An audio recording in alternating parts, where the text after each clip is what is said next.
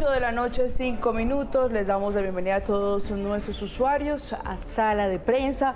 Hoy vamos a estar hablando del debate a la reforma de la salud. Ya le vamos a tener la ampliación con Juan David Ríos, nuestro corresponsal que ha estado al pendiente del tema, pero además vamos a estar analizando en general toda la situación alrededor de la crisis financiera en el sector salud, crisis que ha venido ya generando distintos llamados, alertas en diferentes regiones. Hoy hemos estado muy concentrados en lo que pasa en el departamento de Antioquia, de lo que ya vamos a estar ampliándoles la información. Por lo pronto, saber lo que pasó durante la jornada de hoy en medio del debate a la reforma de la salud, que avanzó a paso muy lento esta discusión, Juan David, allí en la Cámara, por cuenta también de las constantes polémicas que se estuvieron registrando. Quiero comenzar preguntándole, antes de entrar de lleno en esas polémicas, sobre los artículos que fueron aprobados hasta ese momento. Juanda, buenas noches. Hola Alejandra, muy buenas noches para usted y por supuesto para todos los usuarios en Sala de Prensa. Yo los saludo desde ahora en una Cámara de Representantes, digámoslo así, vacía. Los pasillos ya se desocupan porque se acabaron entonces las sesiones extra en el Congreso de la República, aquí en Cámara de Representantes, porque la misión que tenían, Alejandra, era que se debatiera la reforma a la salud y por eso se logró pasar en total 23 artículos de 62, una tercera parte de lo que estaba pendiente por parte del Gobierno Nacional, artículos que tienen que ver con gobernanza, que tienen que ver también con las atenciones primarias en salud y otros artículos más frente a la situación de los profesionales en salud, entre otros. Son artículos que no generaban tanto debate porque le cuento que había en mesa de la mesa directiva cerca de 782 proposiciones que por supuesto el gobierno y la oposición sabían que no iban a alcanzar a debatirlas. Entonces por eso se agilizó en estos 23 artículos para dejar en punta esa reforma a la salud, Alejandra, y que en febrero del 2025 pues logre ya su continuidad del debate, de segundo debate en Cámara de Representantes para enfrentarse a lo que viene en Senado con esta reforma a la salud. Entonces, visto bueno, y el ministro del Interior, Juan Fernando Cristo, anotó como un gol el poder avanzar entonces aquí en Cámara de Representantes esos debates, esa discusión que fue candente, que usted igual más adelante vamos a hablar de eso, sino que entonces también da un punto a favor porque por lo menos se avanzó, lento, pero se avanzó. 23 artículos aprobados entonces de 62, Alejandra. Ahora sí, Juan David, hablemos de esas polémicas. ¿Qué fue lo que pasó en medio de este debate? Mire, es que fueron unas polémicas muy curiosas porque no tenían nada que ver con la reforma de la salud. No se debatió ni del articulado, ni de la atención primaria en salud, ni siquiera de la creación de CAPS o de las gestores de salud y vida que serían las EPS. No, esa polémica no hubo en Cámara de Representantes, sino entre los legisladores, entre los mismos congresistas. Jaime Raúl Salamanca es el presidente de esta corporación, estuvo dialogando un poco, digámoslo así, con Catherine Miranda, la representante de la Cámara, por su mismo partido, por la Alianza Verde. Ella había solicitado tiempo atrás la palabra para poder expresarse en una moción que quería hacerle. Jaime Raúl Salamanca no lo hizo, no le dio esa moción, por lo cual ella argumenta que dio una expresión como una expresión de una palabra, un lenguaje ya un poco subido de tono, en donde el presidente de la corporación, Jaime Raúl Salamanca, la tildó a ella y la suspendió. Le dijo que al presidente, en términos de él, no se le puede referir como marica. Fue la expresión que utilizó Catherine Miranda, pero ella argumenta que no fue hacia él, sino que fue un término coloquial. Eso se agrandó más al punto que Catherine Miranda, Alejandra, quedó suspendida tanto de voz y de voto en esa sesión del debate a la salud.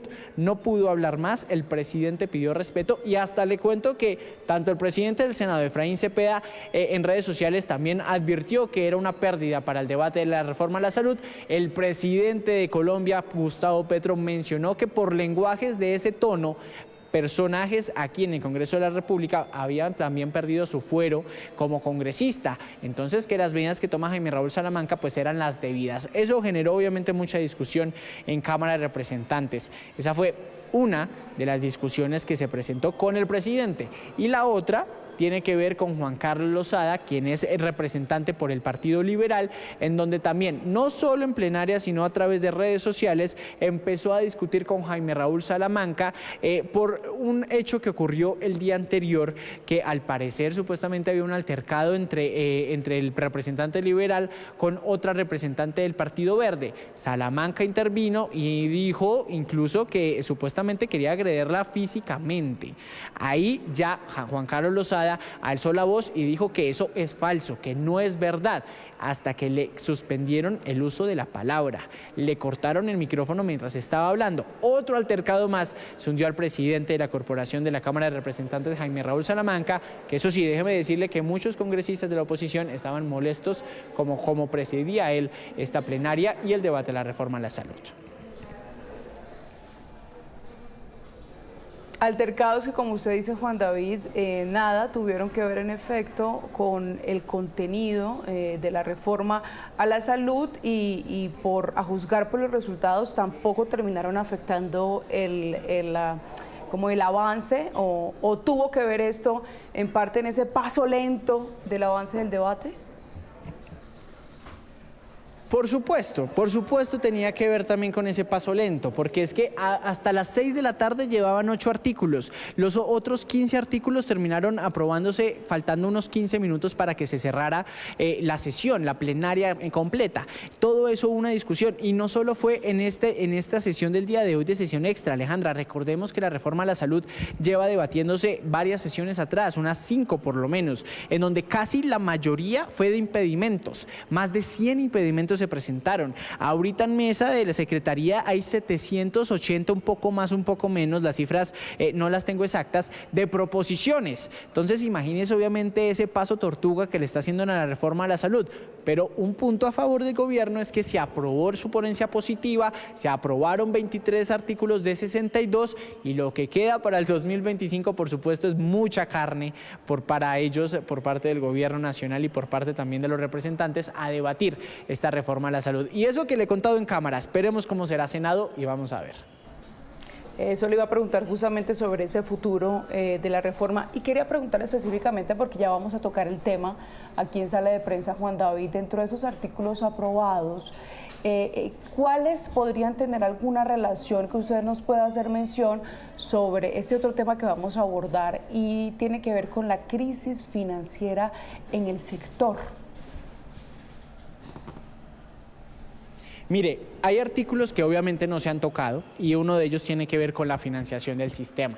Usted sabe que la reforma a la salud lo que busca es que el gobierno nacional, en cabeza de la ADRE, sea el que gire los recursos, que ya no sea a través de un intermediario, que en este caso son las EPS, a los hospitales y clínicas, ¿sí? Entonces, en este artículo es muy polémico porque entonces se quita a la EPS, cambia el sistema como una especie de gestores de salud y vidas, como dice la reforma a la salud, y ya no hay intermediario en el giro, va a haber giro directo entre la ADRES y los hospitales y las clínicas. Eso, lo que dice el gobierno es que esta crisis de desfinanciación que se está presentando es una crisis estructural que viene de años atrás, incluso desde la Ley 100, cuando comenzó todo el sistema de salud. Por parte de la oposición dicen que ha sido el gobierno nacional que ha inducido a esta crisis, que ha inducido al desfinanciamiento, porque no ha girado lo que tiene que girar a las EPS para pagarle a los hospitales y las clínicas. Eso es un debate que se espera que se dé en el 2025, cuando se empiece a tocar los temas de las gestoras de salud de vida, en temas de giro directo, temas también incluso de los centros de atención primaria en salud, temas que cambiarían la forma de atención al paciente como está hoy en día. Eso será para el 2025, para febrero. La fecha, el día exacto no se lo tengo porque todavía no la tienen, pero se sabe que va a ser obviamente uno de los primeros puntos en tocar en las plenarias de Cámara. Pues muchísimas gracias, Juan David, por este reporte. Bueno, Alejandra, nosotros seguiremos aquí, bueno, ya en estos pasillos vacíos de Cámara de Representantes hasta febrero, entonces ya sabe que volveremos aquí en la plenaria y obviamente con las curules. Mire, de otro lado, ya lo mencionábamos, vamos a hablar también de ese tema de la crisis que se vive en el sector salud, del tema financiero. En un comunicado que se dio a conocer hace algunas horas, los representantes del sector salud, de hecho, expusieron la alarmante situación que atraviesan millones de colombianos a causa de un modelo que, según ellos, está colapsado tras décadas de mala gestión y falta de reformas estructurales. Estuvimos también más temprano aquí en Noticias Caracol en vivo hablando con la secretaria de Salud en el departamento de Antioquia, donde hablaba también de la muy profunda crisis que están atravesando alrededor de 37 hospitales, una situación que por supuesto pone en jaque la atención al usuario, que es el principal afectado en medio de toda esa situación. Vamos a analizar el tema y por eso quiero darle la bienvenida y saludar a esta hora a Pedro Viveros, analista político de Blue Radio, y gracias Pedro por aceptar esa invitación para Sala de Prensa a esta hora. Alejandra, un saludo especial para usted y para todos los que nos ven por medio de Caracol Ahora.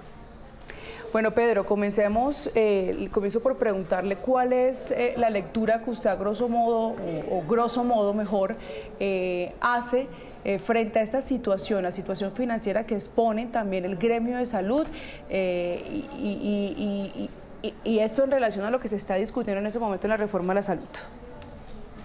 Pues mire, Alejandra, acuérdese que esto ya se había caído, esta reforma, en la legislatura pasada. Y cuando una ley de esta importancia se cae, pues deja a unos heridos de un lado y a otras personas que terminaron siendo victoriosas en esa decisión. ¿Quiénes fueron los victoriosos? Pues los que lograron hundir esa ley en la anterior, y los otros son los miembros del gobierno que vienen desde la campaña con la intención, para cumplir con su plan de gobierno, de sacar adelante esas reformas. Pero en la mitad surge un gran problema, que es el que creo que hoy está desequilibrando mucho estas posiciones, y es lo que está ocurriendo con los pacientes en Colombia. Alejandra, yo oí al señor alcalde de Bogotá, el doctor Carlos Fernando Galán, hace unos días, yo creo que, si no estoy mal, el jueves de la semana pasada, en un evento donde él estaba, y el doctor Galán dijo que en Bogotá estaba sufriendo una crisis muy grave porque los pacientes de las regiones de Colombia que no estaban recibiendo atención estaban viniéndose para Bogotá. Entonces, imagínense ya en lo que vamos, en que lo que anteriormente era, pues digamos, una desatención por culpa de un sistema totalmente público, cuando existía el Seguro Social, hoy en día estamos recayendo en que las regiones no están prestando el servicio porque no les están llegando los recursos, y los pacientes se están viniendo para Bogotá, creando un problema gravísimo como el que estamos viviendo, ya decían los noticieros de Bogotá, por ejemplo, en el hospital de Kennedy, con un problema muy grave de atención allá. Esas son las cosas que yo le repito. Por un lado, los que perdieron siguen insistiendo en pasar la ley. Los que ganaron, pues por supuesto van a presionar para que eso no siga. Y en la mitad quedan los pacientes con una grave crisis porque no están llegando los recursos a las regiones, y se va a aumentar una en Bogotá, por supuesto. Mire, quiero precisar algunos de los apartes de ese comunicado que mencionaba hace unos minutos, de los representantes del sector salud que exponen esta alarmante situación. Mire, dicen ellos: actualmente, de las 157 entidades promotoras de salud creadas para gestionar el sistema, solo quedan 26 operando, y muchas de ellas en estados financieros insostenibles. Dicen además, desde la Junta Médica Nacional, estas EPS han desviado recursos públicos hacia intereses privados, generando un hueco financiero que ahora amenaza directamente la vida y el bienestar de los ciudadanos. El sistema permite, abro comillas, que las EPS se liquiden tras acumular deudas billonarias con trabajadores de la salud, hospitales y proveedores, mientras sus dueños se enriquecen con recursos públicos. Este modus operandi ha dejado un sistema debilitado y financieramente inviable. ¿Qué opina usted al respecto? Pues mire, Alejandra, todo eso que dice el comunicado puede ser cierto, con unas cosas de un lado y de otro, y cada uno puede tener su interpretación. Pero mientras una persona, Alejandra, en Colombia, logra entender que un pariente suyo no recibe medicamentos, o que un pariente suyo entra en una extrema gravedad por la falta de atención en ambos casos, esa persona de cualquier territorio en Colombia no alcanza a hacer el análisis que hay en ese comunicado. Esa persona lo que siente es que no están atendiendo y no están entregando medicamentos. Así de simple. Una sociedad tiene dos problemas graves en la vida, y yo lo he visto en todo lo que he analizado en política. Uno es el tema de la seguridad y el otro la salud. Cuando una persona no tiene salud, Alejandra, de verdad que termina generándose una crisis muy grave. Y en Colombia, por lo que hemos visto, por la falta del flujo de los recursos en el sistema, ya hay muchas personas que comienzan a sentirse. Y le repito, de lado y lado pueden sacar comunicados, pero mientras ese comunicado, una persona que tiene un problema hoy con un familiar en su casa, llega y lo lee y lo analiza, esa persona no va a estar, digamos, con esa capacidad de interpretar. Aquí lo que está pasando es que ya hay, digamos, una crisis muy grande, le repito, donde en la mitad están los pacientes que en Colombia están sufriendo demasiado. Imagínense que están llegando a recurrir, venirse para Bogotá porque en sus regiones no los atienden, Alejandra. Bueno, y además los miles también de colombianos que tienen que recurrir, por ejemplo, a ese recurso de la acción de tutela para poder acceder a esos servicios básicos en salud, pero también están las EPS que están asegurando por su parte y argumentan, y entra aquí otro término seguramente poco conocido para los muchos usuarios, la unidad de pago por capitación, que es la llamada UPC, que aseguran desde las EPS es insuficiente para garantizar la atención de los afiliados. ¿Cómo le explicamos esto también a los usuarios? Mire, Alejandra, yo no soy experto porque no soy Claro. médico, no tengo ningún vínculo con aseguradoras ni tengo, digamos, la experticia. Lo que sí sé es que con esa unidad es cómo se valora la atención a los pacientes dentro del sistema. Eso es lo que yo conozco, no de cerca, más bien, repito, no como un experto en la materia, ni mucho menos. Pero ese es, digamos, el mecanismo por medio del cual se logra valorar cómo se optimizan los recursos en la atención a un paciente. Y yo vuelvo a decirle, Alejandra, aquí hay un problema grave que ya superó incluso el problema que hay en el Parlamento colombiano, y es que hay digamos, un impacto real dentro de la salud de los propios colombianos que usted tiene que comenzar a analizar en otra dimensión. Y por eso yo creo que hoy ocurrió lo que ocurrió en la Cámara de Representantes, porque allá hay una presión más grande, Alejandra, que la que ocurrió cuando se cayó la ley en la legislatura anterior, porque hay una crisis ya real en la salud de los colombianos, Alejandra. Nos decía hace unos minutos nuestro corresponsal, que ha estado muy al tanto de la noticia, que no se han debatido, por ejemplo, temas tan importantes y tan claves en medio de esta conversación como el tema financiero. Sin embargo, bien vale la pena mencionar, usted lo decía, en ese momento hay muchos pacientes padeciendo esta situación.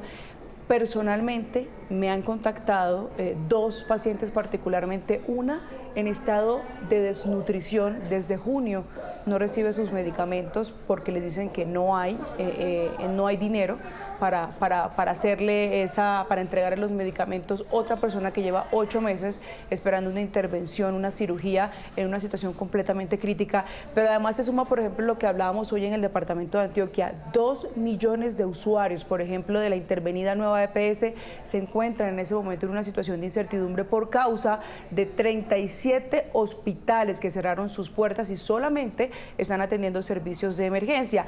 Y esa situación que se extiende a nivel nacional, si nos ponemos a buscar los casos, pues por supuesto aquí los vamos a encontrar y tendremos mucho para mostrar, pero quería preguntarle qué tan importante es este llamado que están haciendo desde el sector salud en medio de este debate que se está adelantando de la reforma a la salud, cuando todavía no se han discutido esos temas tan importantes como el de la financiación.